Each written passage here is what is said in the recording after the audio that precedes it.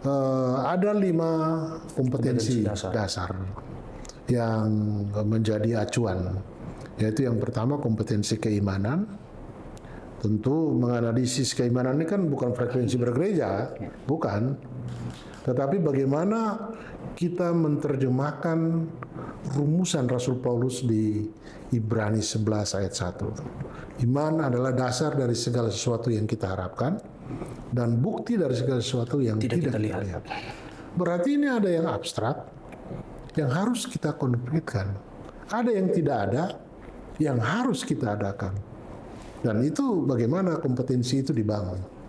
Tentu harus melewati berbagai macam ujian, melewati berbagai macam penderitaan, tantangan organisasi, dan sebagainya. Dalam teori organisasi, kultur organisasi itu disebut the climate of organization. Kultur organisasi itu salah satu kekuatan yang menunjang dinamika organisasi itu. Jadi pertanyaan tertulis dari Pak John tentang kultur itu menarik sekali untuk kita kaji. Pertanyaan kita adalah, apakah yang menjadi kultur organisasi di GMKI saat ini? Ya, ut omnis unum sin. Sudahkah kita menghayati faksionalisme yang terjadi pada pergantian kepengurusan periode lalu? Itu satu pelajaran. Itu satu sinyal bagi kita untuk menekuni ini. Apakah yang kita jadikan moto itu sudah mendarah daging dalam sikap, menjadi acuan dari perilaku kita, menjadi code of conduct dari seluruh warga GMKI.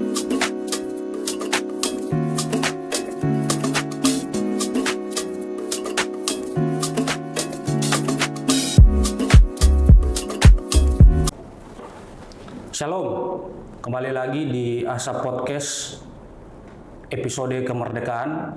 Kali ini kita kedatangan Ketua Umum Pengurus Pusat GMKI tahun 1992 sampai 1996 ya Bapak, Dr. Immanuel Blegur MSI. Selamat datang Bapak Imam. Selamat datang, selamat bertemu kembali. Bagaimana Bapak merasakan kembali ke Salemba 10? Banyak pembaharuan di sini. Pembaharuan. Ya, dan saya gembira karena perubahan-perubahan itu. Walaupun satu yang belum berubah, yaitu nyamuknya. Iya. Bapak, kita di podcast kali ini edisi kemerdekaan akan membahas tentang GMKI untuk Republik, menjawab tantangan Indonesia 2045. Karena GMKI tidak hanya ada untuk mempertahankan organisasinya, tapi bagaimana bisa menghidupi nilai dan spirit gerakan yang selalu melekat pada dirinya kan. Jadi saya ingin memulai dengan coba Bapak ceritakan, karena Bapak pernah pimpin GMKI di 2 masa bakti, bahkan 2 masa bakti 4 tahun, tahun 92, 94, dan 94, 96. Posisi Bapak sebagai pengurus GMKI waktu itu di tengah-tengah keadaan bangsa yang terjadi di saat itu dan saat ini pastinya berbeda. Situasi kebangsaan, politik, dan segala macam yang terjadi di luar GMKI itu pastinya berbeda. Karena itu coba Bapak lihat pengalaman Bapak itu untuk menjadi semangat bagi kita, kami maunya begitu. Apa sebenarnya yang terjadi di tahun saat Bapak menjadi pengurus di GMKI dan di saat ini? Apa perbedaan yang paling signifikan Bapak lihat? Baik, Bung John, itu pertanyaan yang menarik. Kita bisa refleksi kembali masa lalu, jadi bahan pelajaran bagi kita, khususnya bagi keluarga besar GMKI untuk melangkah ke depan. Jadi analisis tentang pengalaman ber-GMKI tahun 92 sampai 96 itu saya kira mengandung makna yang cukup dalam, karena waktu itu adalah paruh terakhir dari kekuasaan Orde Baru. Paruh terakhir? Iya. Sebelum masuk ke reformasi. Kan? Kalau 92 itu berarti 6 tahun lagi reformasi. Tapi saya 96 lepas, 2 tahun lagi reformasi 98. Nah, penting untuk kita menganalisis keadaan waktu itu. Yang pertama adalah politik pengendalian yang sentralistik. Jadi pada zaman oleh pemerintah Orde Baru itu sangat sentralistik dan politik pengendalian. Tidak ada ormas, terutama ormas-ormas besar dan ketua umum partai-partai politik kecuali Golkar, yang munasnya atau muktamarnya itu tidak diintelin. Ya, diintelin. Setiap munas figur-figur calon itu pasti diintelin. Termasuk terakhir itu kericuhan di PDI, ya, perseduhan di Ponegoro, ya, sampai waktu itu untuk menunjukkan bahwa cara berpolitik atau politik pengendalian itu keliru, saya ikut kongres PDIP pakai topi kordon sebagai ketua umum GMKI, pakai atribut GMKI, dan saya diri kongres di Sukolilo di Surabaya. Untuk menunjukkan bahwa GMKI harus memperjuangkan nilai-nilai demokrasi. Politik pengendalian itu semuanya dikendalikan. Pemilihan kepala daerah dikendalikan, harus masuk jalur A, B, G, ABRI birokrasi Golkar. Tidak ada yang di luar jalur itu. Ya. Bahkan yang menjadi anggota partai politik lain, ya, itu dilarang dalam tanda kutip. Undang-undang tidak melarang, tetapi lewat hukum loyalitas, karena itu waktu itu muncul istilah monoloyalitas. Satu-satunya kesetiaan PNS itu pada Golkar, bukan pada dua organisasi yang lain. Sehingga satu saat dalam pidato ketua umum periode saya waktu itu, kita sempat mengatakan bahwa kalau demokrasi mau tumbuh subur, maka ABRI dan birokrasi harus keluar dari Golkar. Banyak senior-senior di Golkar yang waktu itu memarahin saya. Bagi saya bertanya kembali ke mereka, apa pikiran saya yang bertentangan dengan tugas saya sebagai ketua umum GMKI? Nggak ada, mereka nggak bisa jawab. Akhirnya saya melanjutkan pikiran-pikiran itu selama bertugas sebagai ketua umum GMKI. Jadi pengendalian politiknya sangat kuat dan terasa sekali. Ada pengendalian, ada sentralisasi dari. Ada litsus, ada macam-macam. Nah, situasi saat itu kan tentunya berbeda dengan kita sekarang, Bapak Ketum Ima.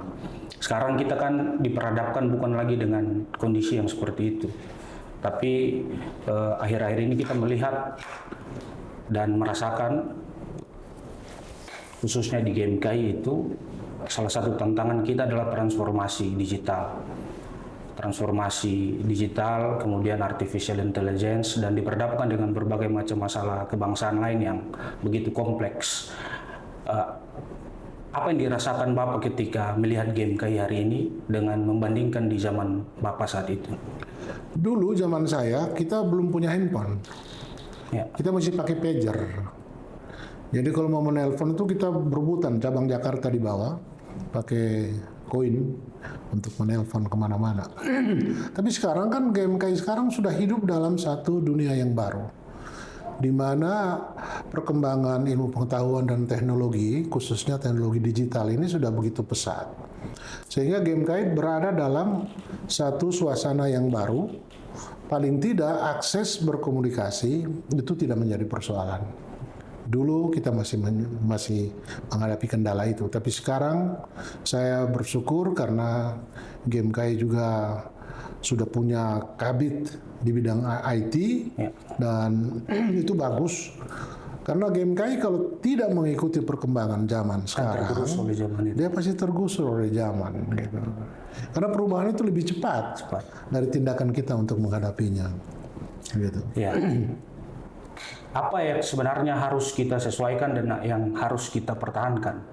GMKI ini kan berangkat dari sejarah panjang, bahkan sebelum kemerdekaan Indonesia, cikal bakalnya sudah ada.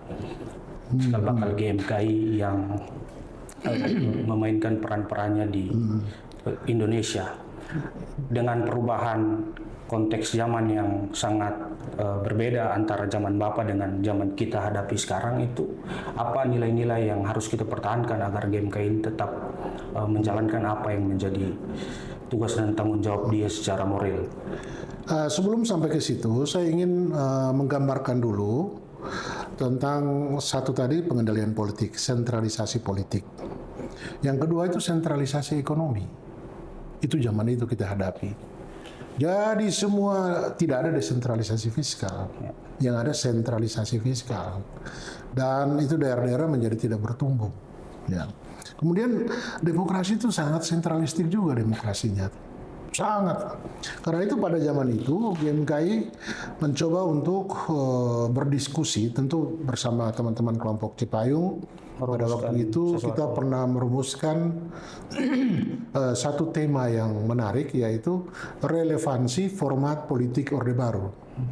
Di host oleh HMI, waktu itu ketua umumnya adalah Taufik Hidayat, dan kita bikin acara, Yaya Zaini kalau nggak salah, kita bikin acaranya di Bogor. Itu membahas tentang format politik Orde Baru, ya, relevansinya. Dan saya mendapat tugas untuk membahas tentang format politik itu. Jadi dan gagasan-gagasan GMKI pada waktu itu, ya saya ambil contoh beberapa, yaitu misalnya presiden cukup 2 periode. Ya. Gitu. Waktu itu kan setelah masih pakai pasal yang lama kan, pasal 7 yang lama, presiden boleh dipilih, presiden dan wakil presiden dipilih 2 tahun toh. 2 periode. Setelah itu dapat dipilih kembali. Dapat dipilih kembali nggak ada batasannya. Jadi berarti perubahan amandemen konstitusi yang membatasi itu salah satu berangkat dari. Iya, itu gagasan-gagasan yang kita percakapan. Dulu kan isunya adalah tidak bisa presiden tidak bisa batasi, karena itu kewenangan MPR sebagai lembaga tertinggi. Sebagai lembaga tertinggi. Karena itu dulu kita mulai di kalangan Cipayung mulai menelurkan isu itu. Dulu ada isu presiden tidak boleh dipilih langsung. Kalau pilih langsung terjadi kerusuhan di mana-mana. GMKI dan kelompok Cipayung menawarkan ide, lo pilih kepala desa aja, langsung yang masyarakat paling bawah itu nggak ada, aman-aman kok. Kenapa pilih presiden harus melalui MPR, tidak bisa pilih langsung. Jadi waktu itu gagasan yang sempat dimuat dalam pidato ketua umum itu adalah batasi jabatan presiden paling banyak 2 periode. Dan disampaikan di forum-forum resmi organisasi. Ya, dalam pergaulan dengan Cipayung di KNPI pun kami menyampaikan itu dalam dialog-dialog. Misalnya pernah dialog juga dengan Gus Dur, dengan Menteri Dalam Negeri waktu itu, si Jenderal siapa ini, Rudini. Nah, itu pun kita sampaikan pikiran-pikiran itu. Dan saya kira mendapat sambutan yang cukup bagus. Kemudian Pilpres langsung, presiden masa jabatan cuma 2 periode. Kemudian pilkada langsung, berantas KKN, reformasi birokrasi, check and balances antara 3 kekuasaan. Waktu itu kan eksekutif mendominasi kekuasaan kehakiman dan legislatif. Itu semua dikuasai oleh eksekutif. Nah, kita tantang itu. Karena itu kita suarakan butuh check and balances. Nah, waktu itu juga KNPI sebagai wadah berhimpun OKP. Ya. Menurut Undang-Undang Nomor 8 tahun 78 kalau tidak salah, itu KNPI itu wadah berhimpun OKP. Tetapi dalam anggaran dasar KNPI waktu itu, KNPI beranggotakan DPD 1, DPD 2. Logikanya dari mana? Karena itu kami Cipayung menginisiasi perubahan anggaran dasar, anggaran rumah tangga KNPI dalam 3 perspektif. 1 perspektif keanggotaan. Anggota KNPI itu adalah OKP. Karena dia wadah berhimpun OKP. Bagaimana dia wadah berhimpun OKP sementara anggotanya adalah struktur ke bawah? DPD 1 provinsi, DPD 2, itu tidak logis. Karena itu untuk memenuhi hakikat wadah berhimpun, maka KNPI harus beranggotakan OKP. Dan itu terjawab. Yang kedua adalah dalam perspektif struktur. Yang harus mengisi struktur di KNPI itu adalah jebolan-jebolan dari OKP. Nah, karena di KNPI itu waktu itu kita menganggap bahwa KNPI adalah wadah pembinaan kader bangsa. Ya, kalau di GMKI, HMI atau kelompok Cipayung ini masih ada warna-warna khusus, maka di KNPI itu warna bangsa, merah putih di situ. Karena itu strukturnya harus diisi oleh eksponen-eksponen Cipayung. Atau OKP lah pada umumnya. Kemudian perubahan yang ketiga itu adalah program. Jangan KNPI itu waktu itu ya bikin program yang sama dengan yang dibuat oleh OKP. Standarnya harus tinggi, lebih tinggi dari OKP. Makanya mempengaruhi Menpora dan KNPI bikin Tarpatnas, ya, penataran kewaspadaan nasional yang kelasnya sudah lebih tinggi dari yang kita lakukan di OKP begitu. Jadi itu konteks yang ada pada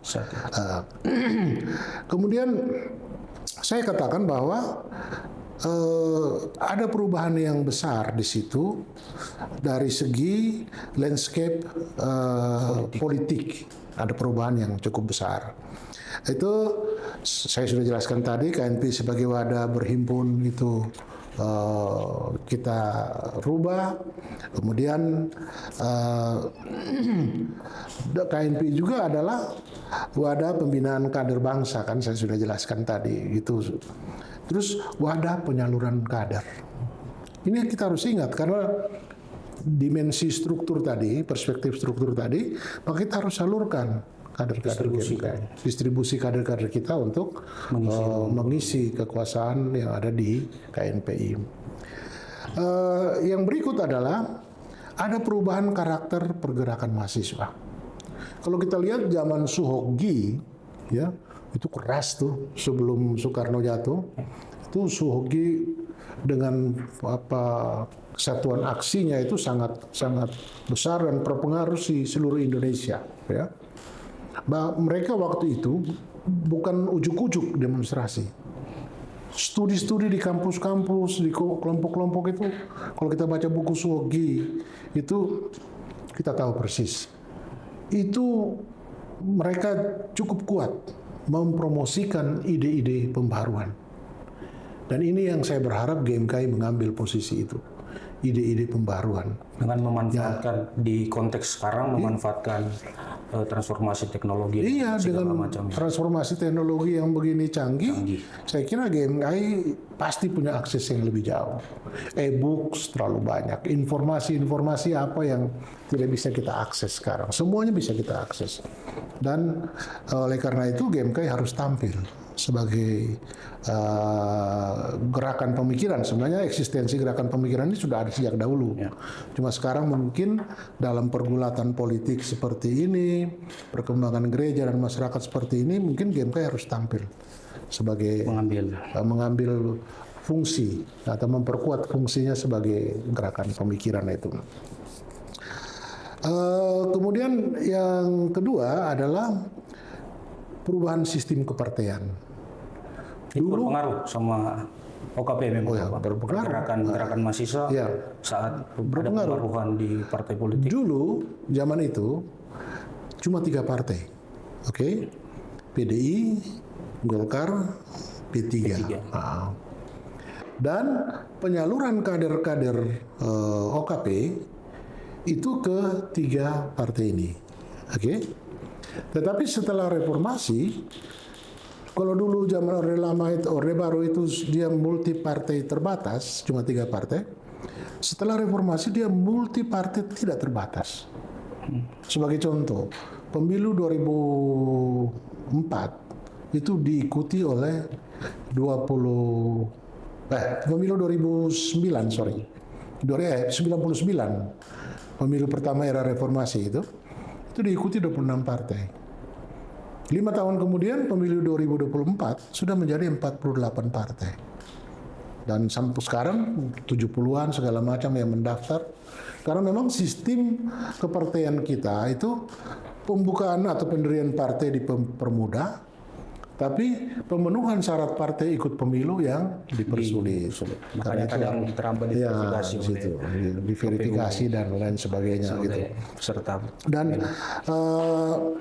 apa pengaruhnya terhadap aktivitas pergerakan kita? Kalau dulu masih 3 partai, itu kelompok Cipayung ya bergerak di 3 partai itu, ya kan? Kader-kadernya ada yang ke P3, kelompok Cipayung ya, P3, PDI, kemudian Golkar. Ya. Tokoh-tokoh GMKI yang di Golkar kan cukup banyak. Yakob Tobing, Pinantun Hutasoi, itu Enggar Tias Tolukita, kemudian Radius Prawiro, juga. Kemudian ini mantan kepala BKKBN ini, itu juga jadi pengurus Golkar dan lain sebagainya, banyak. Dan setelah partai ini mekar atau multi partai tidak terbatas, kita mendistribusikan juga kader-kader kita ke situ, ke semua partai, tetapi jadinya peran itu tidak signifikan. Tidak, masih tetap pada partai Golkar, partai P3, kelompok Cipayung maksudnya, partai Golkar, P3, kemudian Demokrat. Sekarang Demokrasi Indonesia Perjuangan itu masih mendominasi. Walaupun kayak di Partai Demokrat sudah banyak juga kelompok Cipayung di situ, di Nasdem juga ada, kemudian hampir di seluruh partai adalah distribusi kader kita ke situ. Di masa itu berarti ada peran dan kontribusi GMKI terhadap semua itu kan Bapak? Bahkan kalau kita tarik ke belakang lebih jauh, sudah ada juga GMKI melalui orang-orang yang terlibat saat itu memberikan kontribusinya untuk bangsa dan gereja. Nah hari ini kadang kita tuh diperhadapkan dengan pertanyaan yang paling sederhana tapi sulit juga untuk dijawab. Untuk apa kita ber-GMKI? Nah, disitulah titik relevansi yang harus kita tarik dari jejak historis yang sudah ditorehkan oleh para pendahulu-pendahulu kita, para senior. Kalau Bapak ditanya tentang GMKI hari ini itu masih harus ada, kira-kira apa Bapak? Ya, pertanyaan ini menarik. Quo vadis GMKI? GMKI ini masih dibutuhkan nggak? Masih dibutuhkan atau tidak? Itu pertanyaan dari Pak John itu menarik sekali. Apakah GMKI masih dibutuhkan sekarang ini? Maka kita juga harus menjawab dengan bertanya. Satu, apakah raison d'être, alasan berdirinya GMKI itu masih relevan atau enggak? Kan ada 3 motivasi dasar mengapa GMKI hadir, yaitu perjuangan bangsa. Karena itu di pembukaan disebut bilang ikut serta dalam perjuangan bangsa menuju kemerdekaan. Gitu. Kemudian dalam bidang keindonesiaan, kekristenan dan kemahasiswaan. Ini 3 motivasi dasar kan. Ini yang menjadi raison d'être. Ini 3 ini masih ada menurut hemat saya. Kebutuhan untuk menjawab 3 motivasi dasar ini masih relevan sampai sekarang.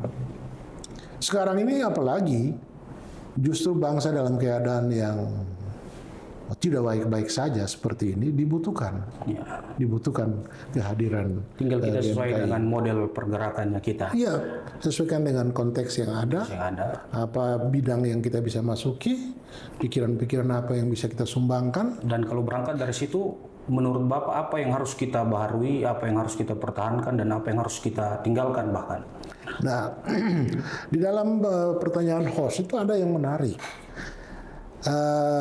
Yang seperti saya menjawab yang tadi belum tuntas ya. Terus apakah Tripanji ini masih relevan? Tripanji ini kan roh GMKI, tinggi ilmu. Tripanji ini kan postur kader GMKI. Ya, walaupun nanti dalam PDSPK kita jelaskan sebentar, ada kompetensi yang ditambah. Tetapi kompetensi dasarnya itu adalah Tripanji ini, tinggi ilmu, tinggi iman, dan tinggi pengabdian. Apakah ini masih menjadi postur kader-kader GMKI hari ini ya? Hari ini. Kalau ya jawabannya GMKI masih dibutuhkan. Ya. Kalau tidak jawabannya, mungkin kita perlu pertanyakan keberadaan GMKI. Kemudian yang ketiga, apakah tujuan GMKI itu masih relevan dengan konteks sekarang? Mengajak mahasiswa kepada pengenalan akan Yesus Kristus sebagai juru selamat dan selanjutnya mendidik kader, membina dan mempersiapkan pemimpin dan penggerak yang bertanggung jawab. Itu masih relevan nggak dengan kebutuhan sekarang? Menurut saya sangat relevan. Ya, sangat relevan. Karena dalam dunia yang serba liberal sekarang, kemajuan teknologi yang semakin canggih, ada dugaan bahwa nilai-nilai Kristiani itu semakin memudar. Atau bisa saja dinomorduakan, bukan yang diutamakan, dinomorduakan. Sehingga disinilah GMKI perlu hadir untuk mewartakan nilai-nilai kekristenan itu di setiap medan layan. Ini penting sekali untuk dikembangkan pada zaman sekarang. Jadi menurut saya tujuan GMKI masih relevan. Tidak hanya untuk mempertahankan Eksistensi GMKI, bukan sejarah saja, bukan itu. Kan kita tahu bahwa hanya Tuhan yang bisa buat sejarah tanpa sejarah. Ya kan? Hanya kepala gerakan yang bisa buat itu, bikin sejarah tanpa sejarah. Amsal bilang sesuatu yang terjadi sekarang adalah perulangan dari yang terjadi pada masa lalu. Mungkin dimensinya berbeda, intensitasnya berbeda. Jadi menurut hemat saya benar dugaan dari host itu bahwa tujuan GMKI ini masih relevan, dan karena itu harus digerakkan aktivitas ber-GMKI untuk berjalan menuju pencapaian tujuan tadi. Di situasi sekarang, dalam posisi kita di tengah-tengah bangsa dan gereja lah kita bilang sebagai medan layan dan perguruan tinggi tentunya, apa yang harus kita lakukan sehingga yang kalau di zaman Bapak tadi kan bahkan sampai terlibat ke ada satu wadah berhimpun namanya KNPI, kemudian ke partai-partai, dan dalam posisi sekarang apakah masih dengan gaya yang seperti itu, cara-cara yang seperti itu dilakukan oleh para kader GMKI untuk memberikan kontribusi dan mempertahankan jati diri GMKI mencapai tujuan itu, tujuan dari GMKI itu? Karena ada perubahan landscape politik pada waktu saya dan pada waktu sekarang teman-teman, maka kita mungkin harus melihat ruang peran. Misalnya KNPI, dulu kan saya berasumsi bahwa KNPI ini seperti Roma dalam perjalanan Paulus. Rasul Paulus. Dia menginjil ke Antioquia, Philadelphia, Korintus, macam-macam. Tapi dia bilang saya harus kembali ke Roma. Dalam buku latar belakang perjalanan Paulus, di situ dibahas kenapa Paulus ini harus sampai ke Roma. Karena justru Injil itu menyebar keluar ke seluruh dunia lewat Roma ini. Nah, pada waktu itu pikiran saya adalah KNP ini wadah berhimpun untuk menyebarkan visi, eksistensi, dan misi GMKI. Kita harus menempatkan orang-orang di KNPI. Kita sendiri juga harus hadir mewarnai KNPI. Karena itu perubahan anggaran dasar, anggaran rumah tangga yang tadi saya katakan dalam 3 perspektif itu kita lakukan. Kemudian setiap musyawarah pimpinan paripurna saya pasti diajak untuk berdiskusi, panel dan sebagainya. Makanya saya bilang tadi dengan Rubini, dengan Gus Dur, macam-macam. Situlah kesempatan kita warnai. Asumsinya waktu itu adalah kalau kita kuasai KNPI di tingkat pusat, maka setiap musyawarah KNP itu dihadiri oleh DPD 1. Oke? DPD 1 ini akan cerita ke GMKI di cabangnya, di daerahnya. Dan itu akan terjadi konsolidasi di situ. Jadi kita mewarnai eksistensi dan visi misi KNPI, tapi dengan satu misi, agar konsolidasi GMKI di cabang-cabang ikut terkonsolidasi. Dan itu nampak sekali pada waktu itu ketua-ketua DPD KNPI itu ikut membantu mendorong pertumbuhan dan perkembangan KNPI di wilayahnya. Itu satu hal yang harusnya cara-cara begitu bisa juga digunakan. Nah, sekarang ini atau bagaimana? Sekarang ini Pak John agak susah. Karena KNPI mengalami faksionalisme. Sekarang kita mau ikut KNP yang mana? Ya kan? KNP yang mana yang mau kita ikut? Ada 2 atau 3 kalau nggak salah. Bahkan mungkin 4 terpecah. Sehingga ini tidak bisa menjadi Romanya Rasul Paulus lagi. Ini tidak bisa menjadi KNP, ya oke lah, mungkin dalam 1-2 kondisi bisa kader kita yang di situ bergerak untuk mewarnakan. Tetapi dia sudah menyebar, KNP yang mana yang mau kita pakai untuk mendorong konsolidasi organisasi di tingkat cabang dan sekaligus juga menawarkan visi dan misi pembaruan kepada KNP sebagai wadah perindo. Sekarang agak susah. Pertanyaan tadi dari Om John, bagaimana dengan partai-partai politik? Peluangnya masih sangat banyak. Peluang untuk ikut mewarnai pertumbuhan dan perkembangan partai politik masih sangat banyak. Tetapi untuk itu kita harus perkuat eksistensi kita sebagai gerakan pemikiran. Jadi studi baik personal maupun kelompok itu harus diperbanyak.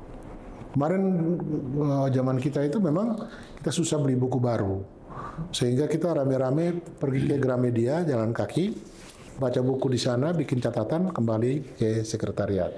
Itu. Kemudian ada pertanyaan dari Pak John yang saya terima tuh, apa model GMKI saat ini masih relevan? Ya Pak John, ini menarik pertanyaan. Ini pertanyaan eksistensial. Karena itu menurut saya pertanyaan ini harus kita terjemahkan. 1. Model organisasi. Dalam anggaran dasar bisa mengatakan bahwa organisasi ini bersifat kesatuan. Pengurus pusatnya berkedudukan di Jakarta, memiliki sifat gerejawi. Dan bentuk kesatuan bersifat gerejawi. Kemudian memiliki cabang-cabang di kota-kota perguruan tinggi. Format ini masih relevan dengan perkembangan ilmu pengetahuan dan teknologi yang sekarang ini. Bisakah dicari format baru untuk mengefektifkan konsolidasi dan aksi pelayanan di cabang-cabang? Apalagi cabang kita kan sekarang udah 100 lebih. Ini cabang sekarang. Nah, bagaimana kita manfaatkan perkembangan IT untuk mendorong satu proses konsolidasi berbasis IT yang lebih mengefektifkan pengorganisasian dan penggerakan cabang-cabang. Selain itu kita juga punya sistem pengkaderan yang jelas. Apa komentar Bapak tentang sistem pengkaderan? Soal pengkaderan nanti kita masuk ke situ ya. Di dalamnya tentang kepemimpinan, pola kepemimpinan di GMKI. Nanti kita ke situ. Cuma saya mau menjawab dulu pertanyaan Pak John itu. 1 itu model organisasi. Yang kedua adalah model forum pengambilan keputusan. Ini Pak John, forum pengambilan keputusan kita kan kongres, konsultasi wilayah, ya toh? Atau konferensi cabang. Tapi ingat, di setiap kongres itu dan konferensi cabang ada yang disebut dengan forum studinya. Forum studi ini masih dianggap penting atau tidak dalam pergerakan GMKI sekarang ini? Menurut saya itu harus dipandang penting. Karena disitulah rohnya. Dalam kaitan itu saya mau pertanyakan juga, apakah GMKI sekarang masih menganggap penting studi tentang tema dan subtema kongres? Tradisi ini memang sangat, saya coba belajar mengapa setiap kali kongres, setiap kali kompercap harus membahas tema subtema. Ternyata saya paham bahwa tema subtema ini menjadi working ideology dari GMKI. Inilah ideologi kerja secara periodik, ya, 2 tahun secara periodik, sesuai dengan dinamika konteks, dinamika politik, dinamika geopolitik yang ada sini. Karena itu penting sekali studi tentang tema dan subtema. Saya melihat ada kecenderungan, mudah-mudahan dugaan saya keliru, studi tentang tema subtema tidak menjadi penting lagi. dalam setiap forum pengambilan keputusan di GMKI. Kurang mendapat perhatian, atau bukan tidak penting, tapi kurang mendapat perhatian dari peserta musyawarah, Serta baik forum tingkat nasional maupun di cabang-cabang. sehingga bagaimana periode ini menggairahkan kembali tentang urgensi tema subtema dalam menuntun Arah gerak langkah kita. tema subtema itu saya anggap sebagai working ideology karena dia seperti bintang yang menuntun periode itu. Dia seperti bintang bagi seorang pelaut. Lagi di tengah laut, gelap, malam, itu bintang penuntun kita. Memang bintang aslinya ada di Alkitab. Tapi paling tidak tema subtema itu yang menuntun kita dalam satu periode. Toh tema subtema itu pun pada umumnya, kecuali ada perubahan sekarang, itu diambil dari Alkitab. Masih sampai sekarang. Sampai sekarang ya. Jadi saya kira mungkin Pak John dan teman-teman menggairahkan kembali pentingnya studi meeting dalam setiap awal daripada konferensi itu. Saya kira itu tadi pertanyaan Pak John tentang kaderisasi. Ya, sistem. Tapi sebelum saya masuk ke kaderisasi, saya ingin membahas dulu soal pola perencanaan di GMKI. Ini menarik sebenarnya. Saya merasakan sendiri pengaruhnya. Kalau kita kuasai pola perencanaan GMKI, kita kemana? Apalagi misalnya ke DPR, ke pemerintah atau kemana-mana, itu sangat terpakai. Pola pikir kerangka pemikiran kita dibangun. Ya. Kalau pola perencanaan GMKI itu pertama adalah kajian masalah. Ya kan? Di setiap kongres, setiap kompercap, kajian dulu masalah. Masalah di 3 medan layan. Masalah apa yang menjadi pergumulan kita 2 tahun mendatang? Itu dikaji. Setelah itu baru kita masuk ke garis-garis besar kebijakan organisasi. Masih ada ya? Masih garis ada GBPKUO. Nah, GBPKUO. Garis besar. Dan itu sistematis diturunkan sampai pada bentuk program yang konkret kan. Kemudian yang berikut adalah strategi dan arah. Arah strategi. Zaman kita dulu pilihan cuma 2. Konsolidasi organisasi dalam rangka aksi pelayanan atau aksi partisipasi dalam rangka konsolidasi organisasi. Itu harus kita tentukan di awal. Di kongres biasa ditentukan di pleno 1. Pleno 1. Itu ditentukan di pleno 1 kalau tingkat PP ya.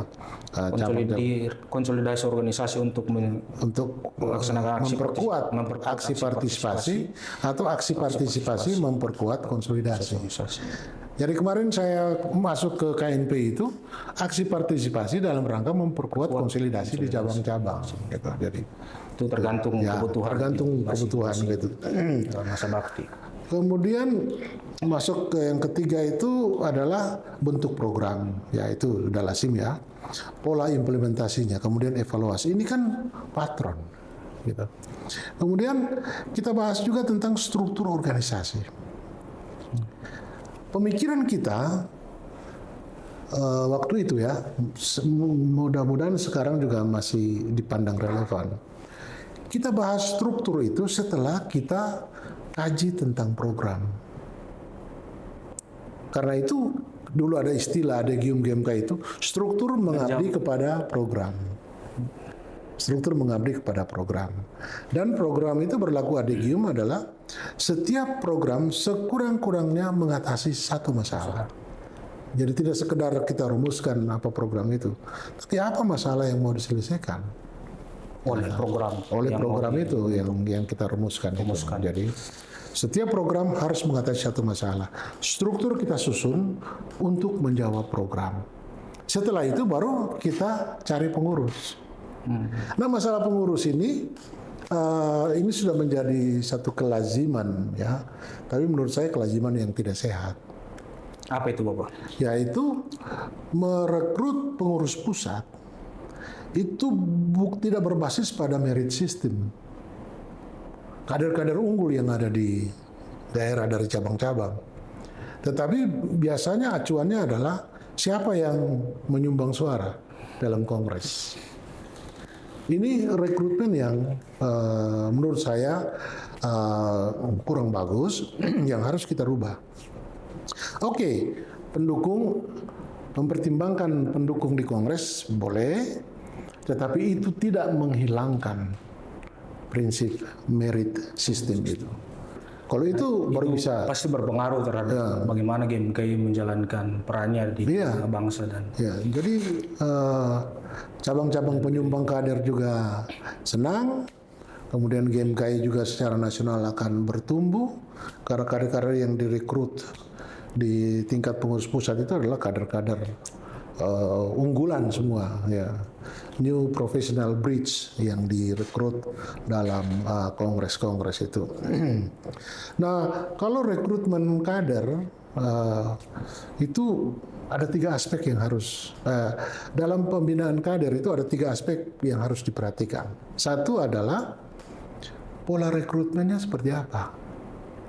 GMKI kan selama ini pakai Maper, Mabim. Nah, Maper Mabim ini sudah menerapkan PDSPK atau belum? Atau masih formalitas, datang sekian hari, dapat ceramah-ceramah, kemudian semua yang mendaftar dijadikan anggota? Atau ada proses seleksi yang lebih bagus di tingkat rekrutmen? Ini, saya kira periode ini perlu menjawab itu. Proses rekrutmennya sudah bagus atau belum? Yang kedua, pembinaan atau pendidikan kadernya. Nah, di sini yang kita masuk kepada pertanyaan Pak John tadi tentang PDSPK. sistem kaderisasi ya. Dulu itu zaman kita yang disebut kader nasional adalah mereka yang ikut kongres atau konferensi studi nasional. Jebolan itu disebut kader nasional. Dilabeli sebagai kader nasional. Kader wilayah adalah yang ikut KSW.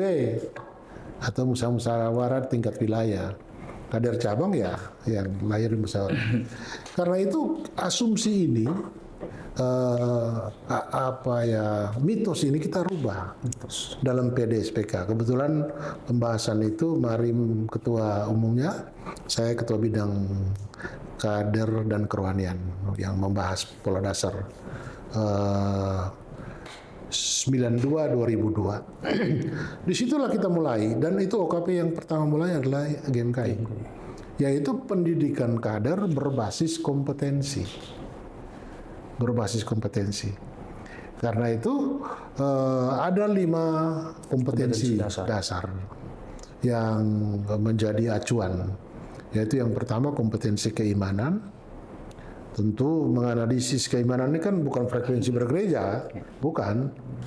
Tetapi bagaimana kita menerjemahkan rumusan Rasul Paulus di Ibrani 11 ayat 1. Iman adalah dasar dari segala sesuatu yang kita harapkan dan bukti dari segala sesuatu yang tidak kita lihat. Berarti ini ada yang abstrak yang harus kita konkretkan. Ada yang tidak ada yang harus kita adakan. Dan itu bagaimana kompetensi itu dibangun. Tentu harus melewati berbagai macam ujian, melewati berbagai macam penderitaan, tantangan organisasi, dan sebagainya. Jadi itu kompetensi keimanan. Yang kedua adalah kompetensi keilmuan. 3, kompetensi pengabdian. Yang keempat, kompetensi keorganisasian. Ada yang menyebutnya dengan kompetensi kepemimpinan, manajerial. Tapi kalau organisasi kan dia konsepnya kan lebih besar dari sekedar kepemimpinan, dari sekedar manajemen. Itu sehingga itu kompetensi keorganisasian. Jadi seluruh aspek organisasi harus dipelajari oleh warga atau kader GMKI. Kemudian yang berikut adalah kompetensi keprofesionalan, yaitu bagaimana sejak ber-GMKI ya seorang kader sudah mempersiapkan diri untuk maju ke dunia profesional yang akan dia geluti pasca GMKI. Itu harus dibina sejak GMKI begitu. Iya Bapak, kan Bapak sudah ulas panjang. Banyak hal sekali yang diceritakan tadi, bagaimana GMKI itu masih relevan di situasi sekarang. Nah, pembahasan kita di obrolan saat ini kan bagaimana menjawab tantangan Indonesia 2045. Kita sekarang kan diberhadapkan dengan berbagai persoalan di bangsa ini. Kompleks sekali kan, dari sisi demokrasinya, kualitas secara angka statistik yang masih fluktuatif, lebih menekankan pada demokrasi proseduralnya, lalu masalah lain soal krisis ekologis, kemudian banyaklah masalah yang terjadi di bangsa ini.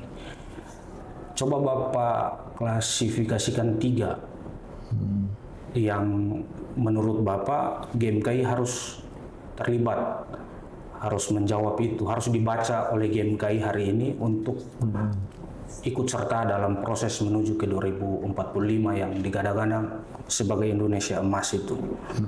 3 hal penting yang harus diseriusi oleh GMKI, ikut terlibat dalam bentuk yang seperti apa untuk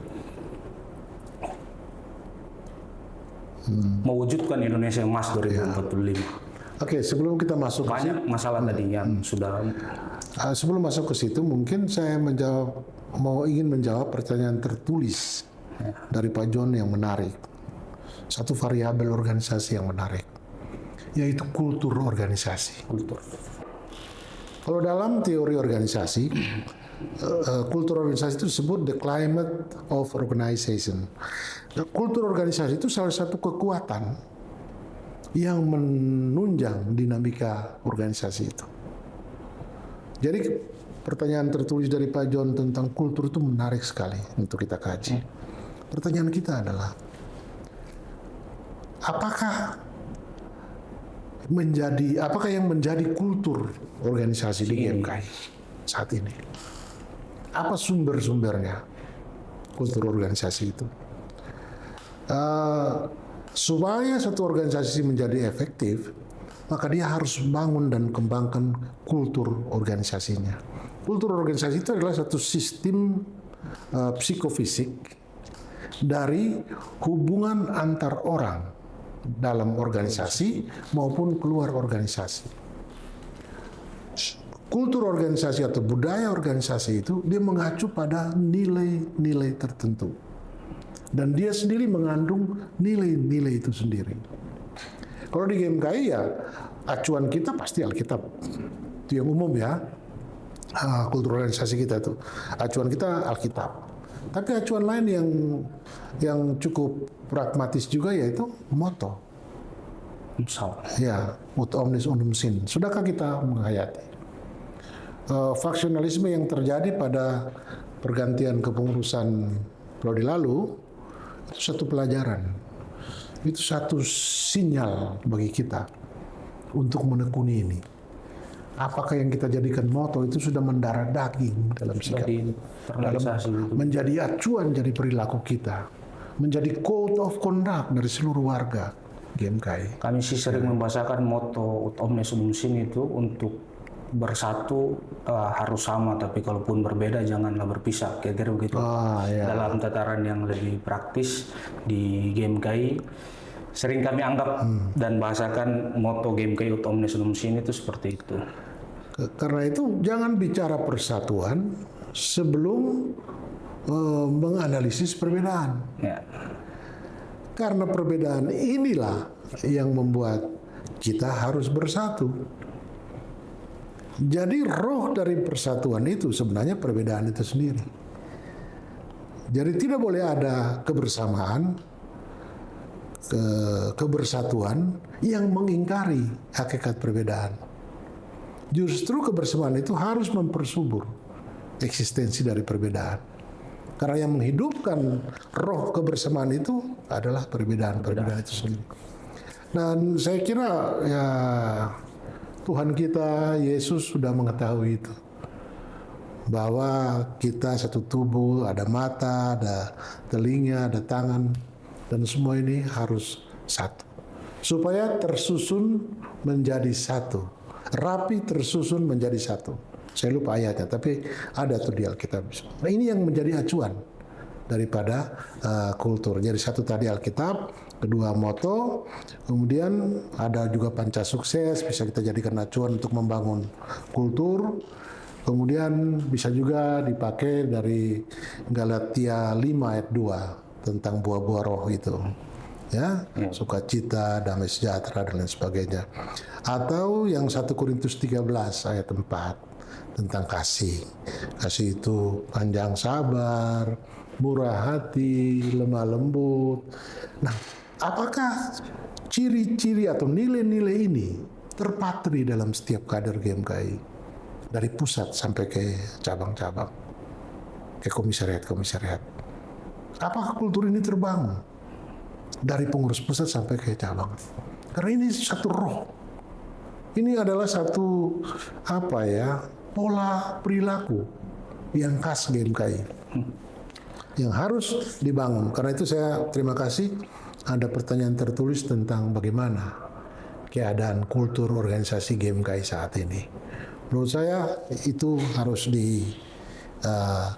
Nah, dalam kaitan dengan kultur itu, saya teringat akan kultur itu sumbernya bisa juga pengalaman masa lalu dari pengurus-pengurus sebelumnya, senior-senior. Saya mau quote 2 pengalaman masa lalu dari guru saya, Bung Robert Fridolin Robert Oloan Sitorus. Frost, kita pakai istilah itu. Beliaulah yang mendorong dinamika GMKI Cabang Kupang. Dulu GMKI Cabang Kupang udah mati suri, udah saudara. Tapi dengan kehadiran Bung Robert ini, dia membangkitkan kembali gairah ber-GMKI. Ada 2. Yang pertama adalah tugas GMKI itu, Pak John, adalah merubah realitas yang pahit menjadi realitas yang berpengharapan. Jadi sekarang ini bangsa nggak baik-baik saja. Ini realitasnya pahit. Butuh GMKI hadir dan ikut merubah realitas yang pahit dalam kehidupan berbangsa ini menjadi realitas yang berpengharapan. Nanti kita bahas rinciannya ke belakang. Yang kedua yang dia katakan, yang diajarkan waktu ke Kupang itu adalah seorang aktivis GMKI sejati itu tidak akan hancur karena tugas-tugas organisasi, kecuali dia sendirilah yang merobek-robek dadanya. Sempat dengar juga ya. Organisatoris atau aktivis itu ya. Nah, seorang organisatoris sejati tidak akan hancur karena tugas-tugas organisasi, kecuali dia sendirilah yang merobek-robek dadanya. Ini juga acuan dalam membangun budaya, dalam membangun perilaku organisasi, dalam membangun kultur ber-GMKI. Ya, ada banyak pengalaman yang lain dari senior lain, tapi saya mau catat 2 ini dari Pak guru saya, Bung Robert Sitorus. Oke, sekarang kita masuk ke tantangan Indonesia menuju 2045. Apa yang tadi, realitas pahit yang hari ini. Ya, realitas pahit yang kita alami. Ini yang saya mau. Tapi karena Pak John minta cuma 3 aspek. Ya, 3 saja Bapak. 3 aspek, maka kalau bisa 3 ini, 1 di gereja, 1 di tentang kehidupan pendidikan di perguruan tinggi lah bilang karena kita GMKI, 1-nya di persoalan kebangsaan. Oke. Oh, tadi karena pilih 3 jadi saya pilih semua politik, kemudian ekonomi dan hukum. Oh ya, tidak apa-apa. Tapi semua itu pasti punya kaitannya dengan medan layan kita. Iya, betul. Ya, kalau dari bidang ideologi kebangsaan, itu saya melihat ada beberapa tantangan yang harus disikapi oleh GMKI. Yang pertama adalah kurangnya pemahaman akan nilai-nilai Pancasila, baik sebagai ideologi bangsa atau pedoman hidup, pandangan hidup. Pemahaman ini kurang. Sekarang kita juga tidak inginkan pola sosialisasi atau internalisasi nilai-nilai Pancasila seperti zaman Orde Baru, penataran P4, kita nggak butuh itu. Tetapi di tingkat TK SD, adakah pelajaran ini? Karena menurut Pendeta Dr. Eka Dharma Putra almarhum, Teologi publik. Ya, teolog yang terkenal, karena disertasinya tentang Pancasila, dia bilang Pancasila itu seperti code of conduct. Ya, dia sebut dalam disertasinya itu code of action, kode tindakan, kode untuk bertindak. Jadi Sekarang coba kita jujur, apakah nilai-nilai Pancasila itu menjadi kode, menjadi petunjuk dari perilaku kita dalam bermasyarakat, berbangsa, bernegara? Saya khawatir bahwa sekarang ini mulai mengalami pudar-pudar yang... Kalau yang pudar itu dan dijalankan tidak dijalankan nilai-nilai itu oleh negara sendiri, pemerintah dalam hal ini, bagaimana GMKI harus memainkan perannya itu? Justru itu tugas GMKI, rubah realitas yang pahit itu jadi berpengharapan, tegur negara. Sebagai anak bangsa, organisasi yang sah didirikan atas dasar undang-undang, ya, dan sudah punya sejarah peran atau partisipasi yang panjang, tegur pemerintah. Kalau ada kebijakan atau tidak mencerminkan Pancasila, tidak mencerminkan Pancasila dan Undang-Undang 45. Seperti kemarin saya senang tuh Menteri SDM ngomong tuh, itu bagus tuh, yaitu 400 sumur rakyat, ya, itu kasih rakyat yang kelola.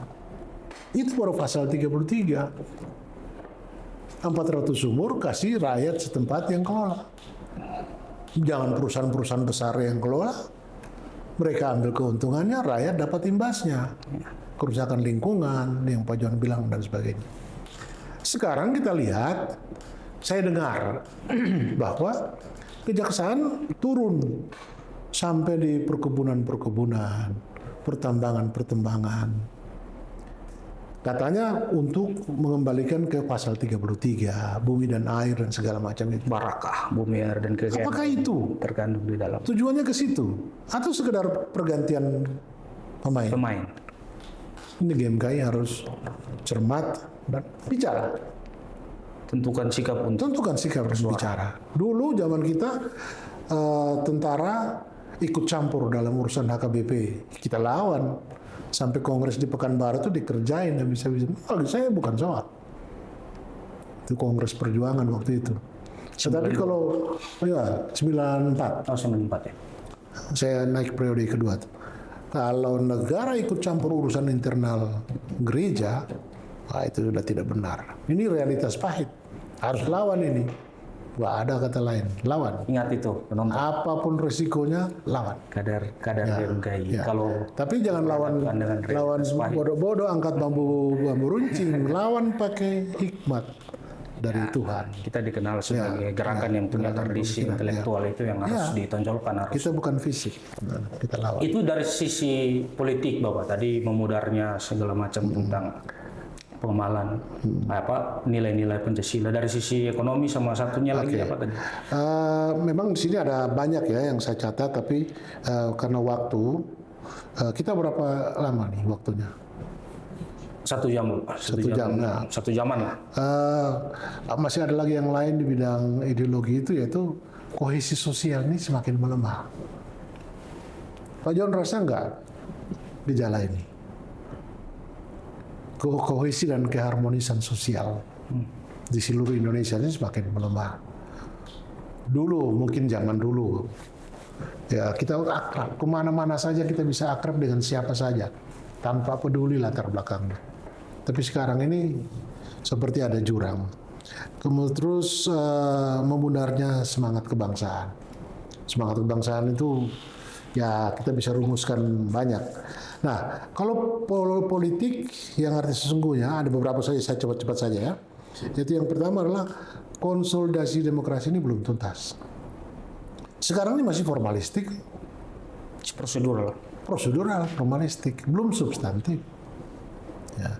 Dan ada gejala pengendalian politik kembali, sentralisasi. Ada tanda-tanda itu. Tanda yang saya lihat sangat jelas itu adalah penguasaan pemerintah atas partai-partai di parlemen. Ini sama saja dengan Orde Baru. Eksekutif menguasai legislatif. Dan tanda-tanda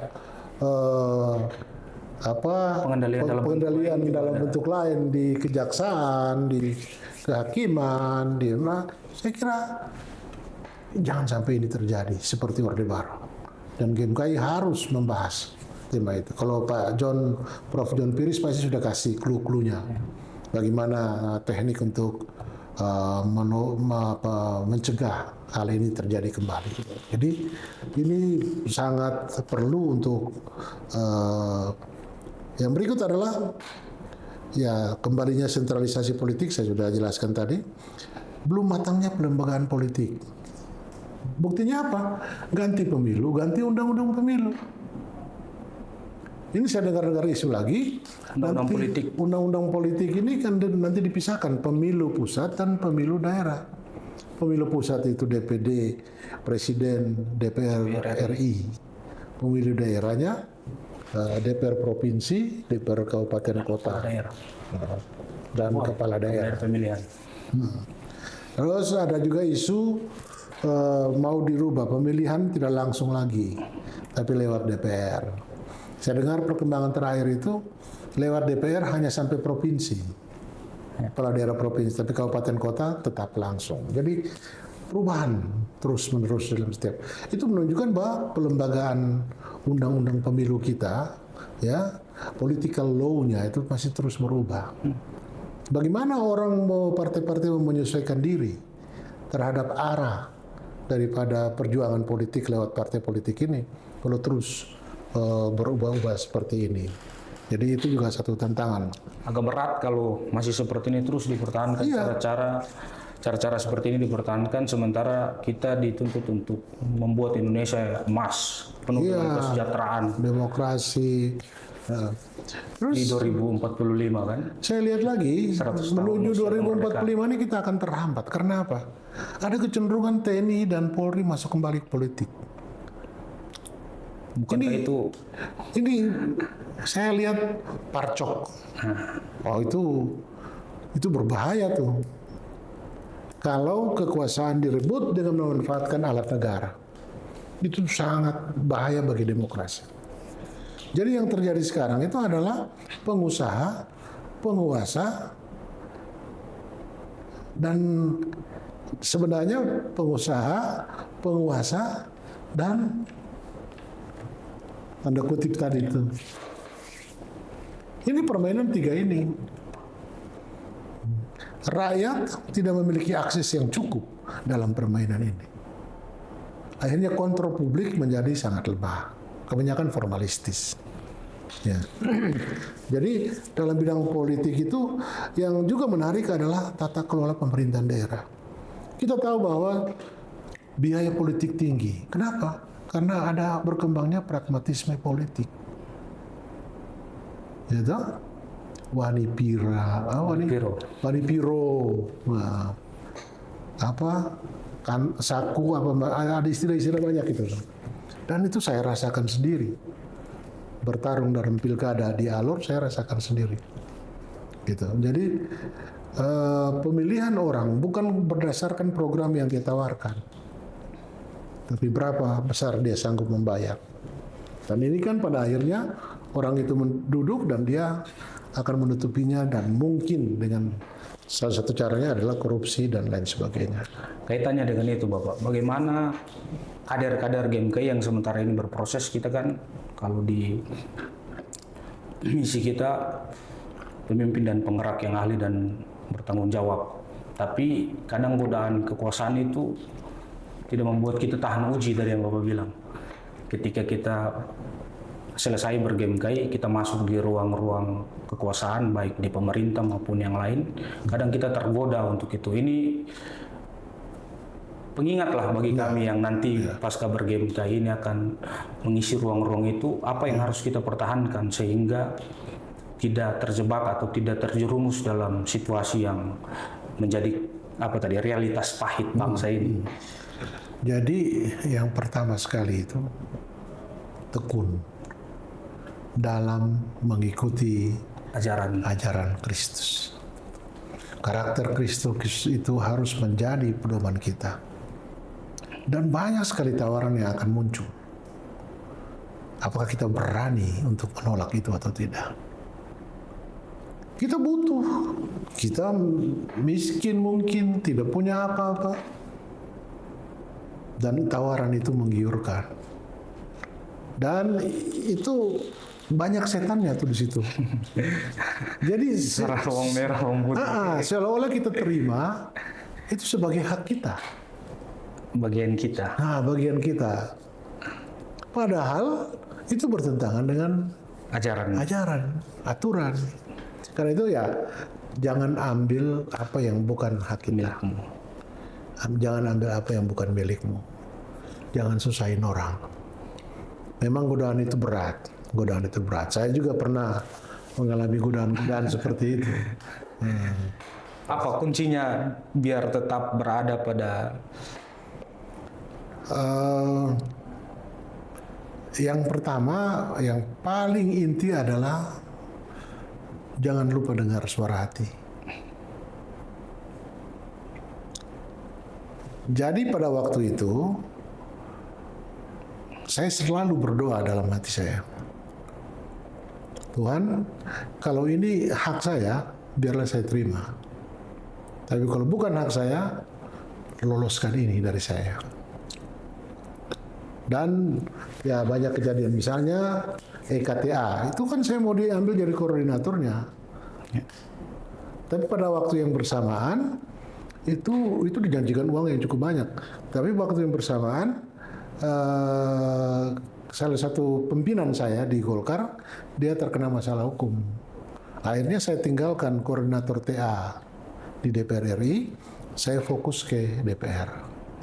Diganti orang lain jadi koordinator EKTA di sana, yang mengurus teknisnya. Akhirnya saya lolos dari kemelut itu, dari masalah itu. Jadi ketahanan diri penting, tahan uji itu penting. GMKI pasti memproduksi kader yang nantinya terdistribusi di segala macam sektor bidang lembaga di negara ini, di Republik ini, dan itu juga menentukan Indonesia di tahun 2045 100 tahun kemerdekaan itu seperti apa kan. Kalau kita yang berproses di GMKI lalu nantinya setelah itu masuk ke ruang-ruang itu dan terganggu atau tergoda oleh itu, ya Indonesia 2045 sebagai Indonesia emas masih jauh dari yang kita cita-citakan. Itu pasti. Saya setuju itu. Kalau sekarang GMKI mendidik kader yang berkualitas, dan karena itu dia dipakai oleh bangsa ini, gereja, masyarakat untuk ikut membangun bangsa. Tapi kalau dia terjebak dengan tawaran-tawaran seperti itu, ya itu berbahaya bagi pencapaian kita di 25 tahun yang akan datang. Nah, satu yang menarik untuk kita bahas, dan ini teman-teman GMKI, satu arena pahit, realitas pahit yang harus dikritisi oleh GMKI. Dulu saya DPR 99-2004. Saya ikut pansus yang menyusun tentang perimbangan keuangan pusat dan daerah untuk mendukung otonomi. Karena konsep otonomi itu kita pakai konsep otonomi reformasi, bukan Orde Baru. Orde Baru itu kan otonomi yang bertanggung jawab. Tapi tidak tahu bertanggung jawab itu dia apa. Kepada siapa? Ya, kita terjemahkan di era reformasi itu dalam bentuk DAU, DAK, pilkada rakyat langsung, ada DPR yang independen untuk mengawasi, gitu. Nah, tetapi desentralisasi politik ini harus juga diikuti oleh desentralisasi ekonomi. Karena itu kita membahas tentang desentralisasi fiskal. Rejim yang kita anut pada waktu membahas undang-undang itu adalah desentralisasi fiskal. DAU dikasih blok grant, DAK dikasih blok grant, dan itu dipergunakan oleh daerah secara independen. Sekarang ini resentralisasi. Jadi DAU dikurangi, tidak lagi blok grant, ada dua sistem tuh. Satu blok grant, satu lagi itu sistem apa. Mesti ada program dari daerah datang baru dana ini turun. Dulu kan di pool aja semua. Karena DAU ini kan ada rumusnya. Indeks kemiskinan, indeks kemahalan konstruksi, luas wilayah, kemudian Gini rasio, dan banyak variabel, sekitar 6-7 variabel yang membangun DAO. Nah, sudah dibatasi oleh kriteria-kriteria seperti ini, jumlah penduduk misalnya, lagi dibatasi oleh sistem sentralisasi, semi sentralisasi yang dipaksakan sekarang. DAO tidak terima block grant. Block grant dan strategic grant. Dengan menggunakan istilah strategic grant, pemerintah pusat mengendalikan lagi belanja daerah ini. Tidak lagi. Apalagi DAK, itu harus diusulkan dari daerah. Baru tergantung kemauan pusat. Pusat mau apa enggak? Kalau pusat nggak mau ya. Sehingga desentralisasi fiskal DAO DAK yang diharapkan bisa menunjang apa yang disebut dengan PAD, pendapatan asli daerah, itu ternyata susah sampai sekarang. Saya dengar di TV salah satu bupati di Sumatera atau di mana, dia mengatakan dana sudah diambil, apa dikenal istilah efisiensi, oke? Kemudian pajak-pajak dari kabupaten, retribusi perikanan, kehutanan, perkebunan ditarik ke provinsi. Dana bagi hasil tidak ditiadakan. Terus kita diminta menaikkan PAD dari mana? Ya. Kalau DAO DAK sudah dikendalikan kewenangan pemerintah daerah juga kan terbatas. Ya. Itu yang sering digelisahkan oleh salah satu masalah yang daerah yang serius yang mungkin perlu bisa. Kalau di bidang ekonomi saya mencatat beberapa pergumulan di sini. Penguasaan akses terhadap sumber daya ekonomi dan keuangan negara. Ini masih rawan. Ya, masih rawan. Kalau Orde Baru dulu kan dia menggunakan sistem trickle down effect, mengejar pertumbuhan, tapi pertumbuhan itu dipicu atau dimotori oleh konglomerat. Teori trickle down effect itu. Jadi pertumbuhan dimotori oleh pengusaha-pengusaha besar, kemudian keuntungan dari perusahaan itulah yang diteteskan ke bawah, trickle down effect. Terus diimbangi lagi dengan program pemerataan banyak-banyak. Sekarang ini kita tidak tahu mengejar pertumbuhan itu apakah pertumbuhan yang berkualitas atau tidak. Syarat pertumbuhan itu harus ada dua, harus menjadi pertumbuhan yang berkualitas, pertumbuhan ekonomi maksudnya. Sekurang-kurangnya dua hal bisa diatasi dengan pertumbuhan ekonomi yang tinggi itu. Satu, kemiskinan turun. Dua, lapangan kerja terbuka. Kan ada hitungannya secara ekonomi. 1% pertumbuhan itu membuka berapa lapangan kerja? Ya, atau mengatasi berapa pengangguran. Sekarang ini dengan aparat keamanan turun ke perkebunan-perkebunan, turun ke tambang-tambang, ya. Berapa banyak tenaga kerja yang mengangurkan? Daya beli pasti turun. Itu persoalan yang harus kita pikirkan.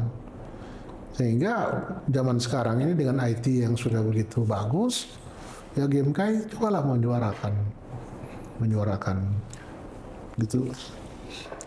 Dan di GMKI harusnya sudah tidak lagi, kan selalu melekat pada GMKI dan mayoritas gerakan mahasiswa itu soal demonstrasi kan. Kita sangat identik dengan itu. Tapi dengan situasi yang berubah hari-hari ini dengan begitu kompleks persoalan yang ada, apakah kita sudah harus lebih berbenah? Bukan berarti demonstrasi kita tiadakan, artinya tidak hanya dengan tolak pada satu kebijakan menurut kita tidak berpihak kepada rakyat, tetapi menjadi organisasi yang bisa memproduksi pikiran-pikiran untuk mengatasi persoalan-persoalan yang terjadi di bangsa, kemudian mampu mengadvokasi kebijakan serta pemberdayaan masyarakat. Menurut Bapak bagaimana itu? Apakah kita kalau hanya dengan demonstrasi saat ini sudah tidak zamannya lagi atau sudah bukan caranya lagi untuk berjuang? Bagi saya, demonstrasi itu masih memiliki nilai perjuangan. pertanyaan kita adalah apa tujuan demonstrasi itu? Kalau hanya Kita sebelum berdemonstrasi kita harus menghitung apakah dengan demonstrasi ini kita mencapai tujuan tadi atau tidak. Harus menghitung misalnya demonstrasi dengan Cipayung dalam rangka isu ini harus kita hitung benar. Kalau demonstrasi zaman sekarang ini andalannya adalah massa, bukan ide dan gagasan. Nah, GMKI tidak boleh mengandalkan massa. GMKI harus tampil sebagai creative minority dengan pemikiran-pemikiran yang, dan GMKI pasti sanggup melakukan itu, sangat sanggup. Sumber-sumber pengetahuannya pasti banyak sekali GMKI. Senior-senior kita ada di mana-mana. Kita bisa minta studi 1 hari atau beberapa jam saja, dan itu menjadi bahan rumusan GMKI. meramu apa yang perlu kita suarakan. Ramu Bagian dari suara kenabian. ke koran, ke media televisi. Sekarang saya jarang lihat pimpinan-pimpinan Cipayung itu bicara di TV, bicara di koran. Sekarang yang diliput adalah kunjungan ke Mendagri, ke Kapolri, kemana-mana. Itu yang diliput, ke istana. Tetapi GMKI menyorakan sesuatu melalui media yang ada nih. Apalagi sekarang zaman IT kayak begini, wow, GMKI bisa menyebarkan nih gagasan-gagasan pembaruannya itu lewat beragam media yang saya kira akan efektif ke depan. Tergantung isu yang dibangun, kajiannya, cari faktanya, cari buktinya, cari teorinya, minta pengalaman para senior, tembak. Ya. Jadi jangan tunggu gagasan yang besar-besar sekali, turunkan Kapolri, ya nggak perlu. Dengan begitu GMKI ikut berkontribusi menuju Indonesia Emas 2045 ya. 2045 itu sebenarnya kalau kajian saya itu Indonesia sudah masuk negara maju. Sudah bukan lagi 2045 bukan lagi kayak sekarang. Dia harus menentukan ekonomi global, ikut menentukan arah perubahan ekonomi global. Ya dulu sekitar tahun 2012 itu ada 5 negara, Cina, Brasil, Afrika Selatan, India, Indonesia. Ini calon negara maju. Dengan pengangguran itu sudah turun sampai 4%. Kemudian aging society-nya itu atau angka harapan hidupnya 78 dan macam-macam lagi ukurannya. Terus kebijakan fiskalnya begini, pembangunan infrastrukturnya begini, semua sudah ada ukurannya untuk 2045. Tetapi Cina sudah tembus. Salah satu pola yang dibikin Cina adalah dia datangkan, bayar 15.000 tenaga ahli muda dari Israel dan masuk ke seluruh bidang. Mau industri rumah tangga, pertanian, perikanan, teknologi, segala macam semua. Infrastruktur.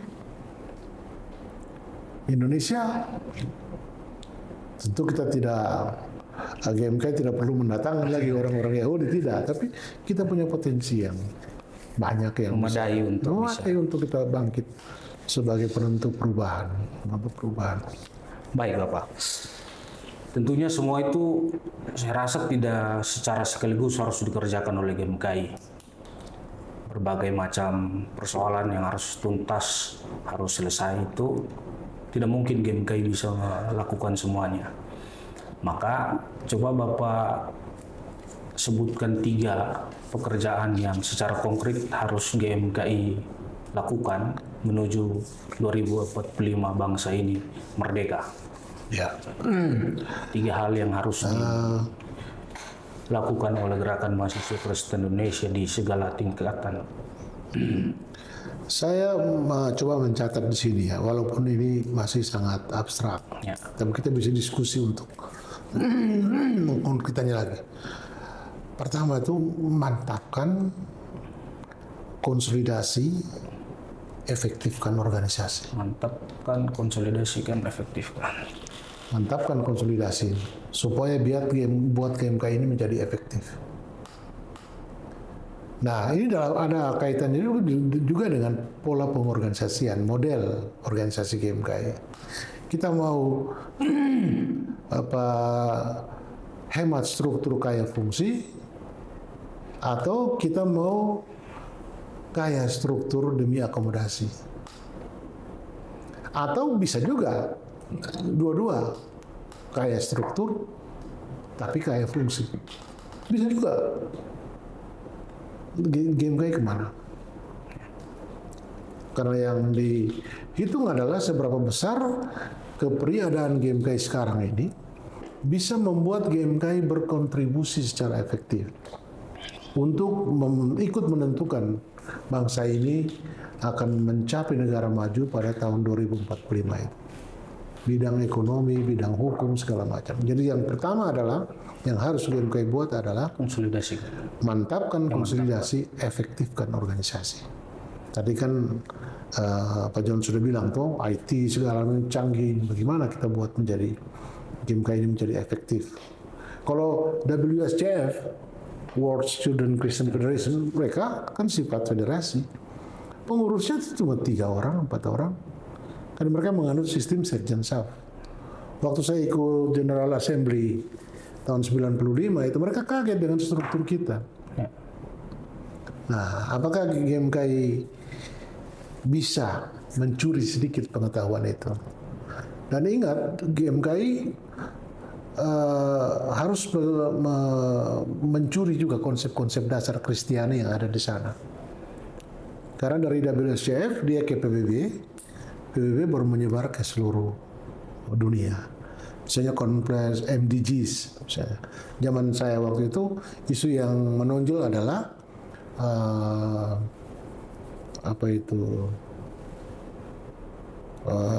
gender, lingkungan hidup, dan yang satu adalah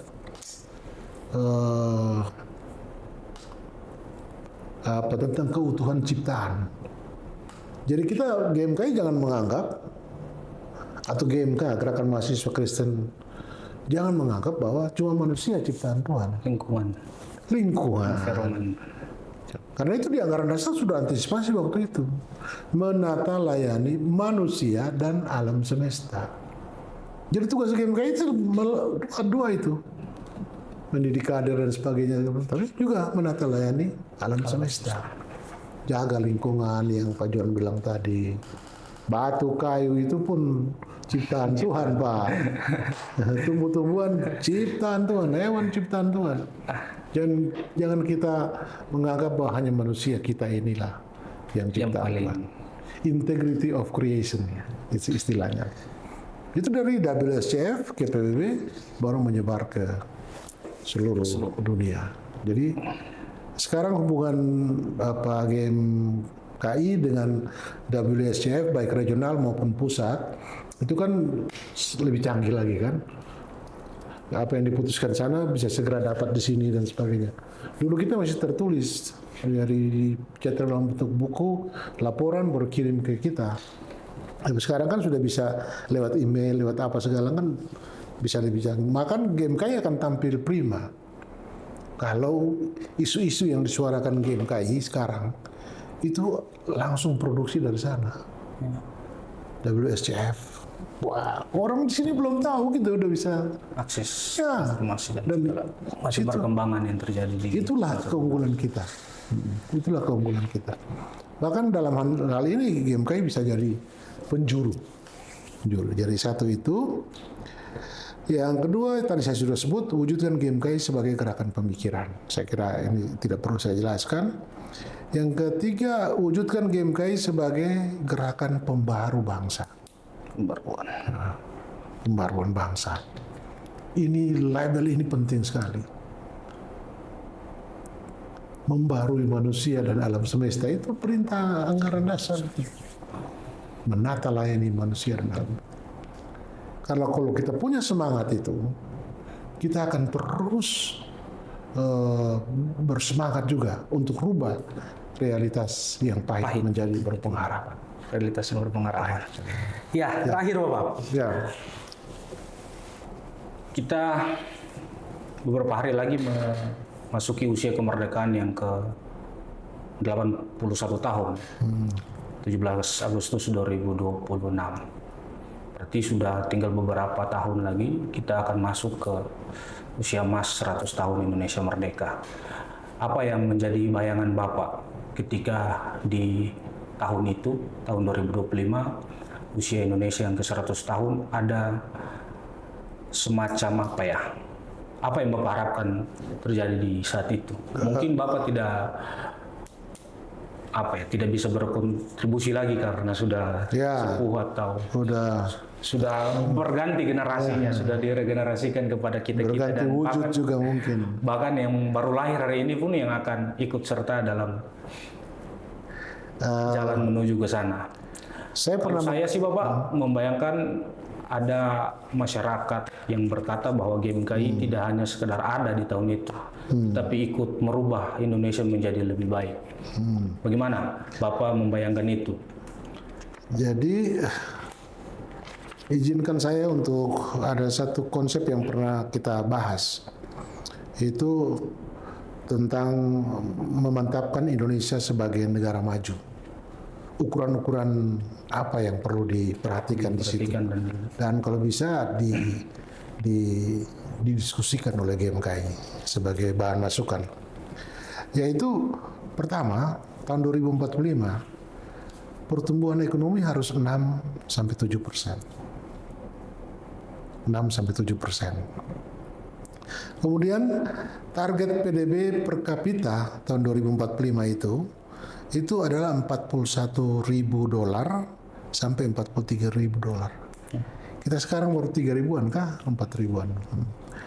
Kemudian yang berikut adalah perekonomian semakin ditopang oleh inovasi dan produktivitas yang tinggi, dengan sumbangan sektor swasta dalam pertumbuhan mencapai 70%. Ini penting. Karena selama ini kan pertumbuhan digerakkan oleh sektor pemerintah.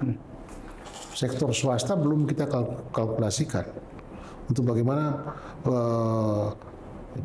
mereka hidup, mencari kekayaan, mencari penghasilan segala macam, tapi itu harus menyumbang terhadap pertumbuhan. Rekrutmen tenaga kerja, tingkatan pendapatan, tapi bagaimana dia menunjang pertumbuhan ekonomi? Ini aspek yang penting untuk kita bahas. Nah, itu harus tinggi pada tahun 2045, yaitu sekitar 79%. Yang berikut investasi untuk litbang. Jadi biaya penelitian dan pengembangan ini itu 3% dari PDB. Kita sekarang kan masih 0, Pak. Sehingga program atau kebijakan berbasis hasil penelitian itu menjadi kan tiba saat tiba akal. Ganti periode, ganti kebijakan. Akhirnya tidak menjawab persoalan kadang-kadang. Kita tidak bisa menuju sana 2045. Tapi kalau dengan 3% dari PDB, biaya penelitian dan pengembangan di kampus-kampus, di mana-mana, itu saya kira kita bisa. Terus indeks pembangunan manusia harus mencapai 0,91. Sekarang nih yang kita masih 0,90-an itu baru Swiss, Swedia, negara-negara kemakmuran di Eropa, Skandinavia, States. Nah itu yang sudah bisa mencapai itu. Kita yang lain belum. Jepang juga mulai masuk ke situ. Kesejahteraan masyarakat sangat tinggi dengan tingkat ketimpangan pendapatan yang sangat rendah. Sekarang kita kan 0,41 ya, Gini rasionya. Ini harus turun. 0,01 kah, 02 kah. Nah, itu mimpi kita ke depan tentang Indonesia 2045. Kemudian rata-rata penguasaan lahan garapan mencapai 5 hektar. Pertanyaan saya, Bapak John, dalam konteks pembangunan sekarang ini, petani itu memiliki hak atas lahan itu berapa hektar? Berapa luas? Petani, yang kita mayoritas 70-80% penduduk petani. Orang punya lahan berapa luas?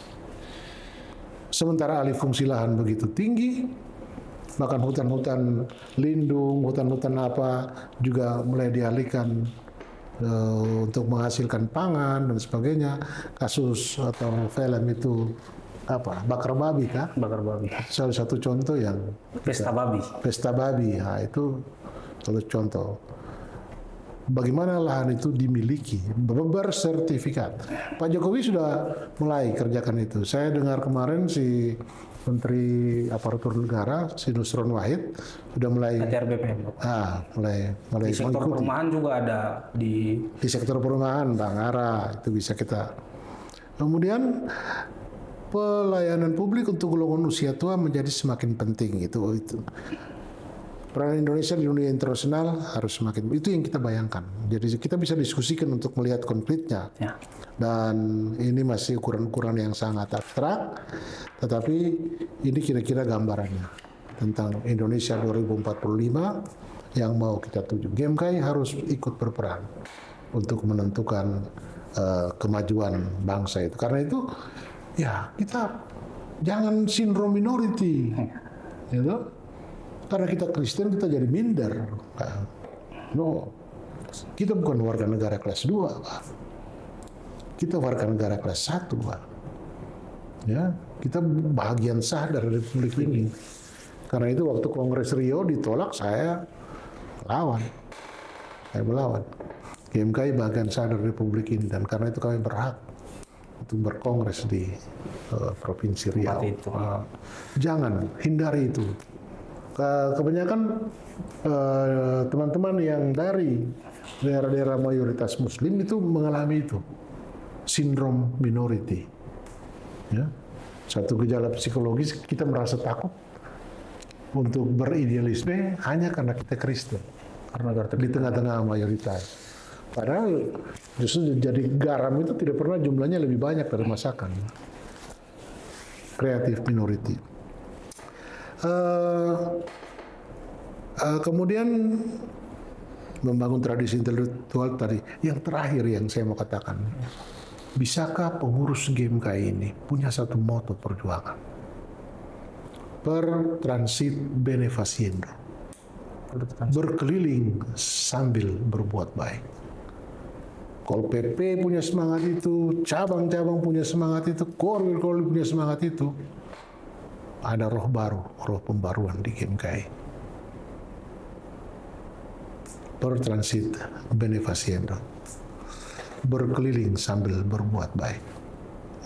Keliling itu kan bukan fisik saja, keliling lewat IT juga bisa. Bagian daripada. Dia itu bagian dari keliling, Pak, untuk berbuat baik. Ya. Keliling ke 3 medan pelayanan untuk berbuat baik. Yang penting jangan takut. Jangan takut, tentukan langkah agar GMKI ada dalam Indonesia Emas 2045. Mulai dari sekarang sudah harus kita kerjakan apa-apa yang disampaikan oleh Bapak Ima. Terima kasih sudah memberikan banyak pandangan, pikiran-pikirannya untuk kita GMKI, bagaimana memformulasikan, meramu, dan melakukan apa yang menjadi tugas panggilan kita di tengah-tengah gereja dan bangsa. Pesan terakhir Bapak untuk para kader GMKI tanah air. Jangan pernah takut ber-GMKI.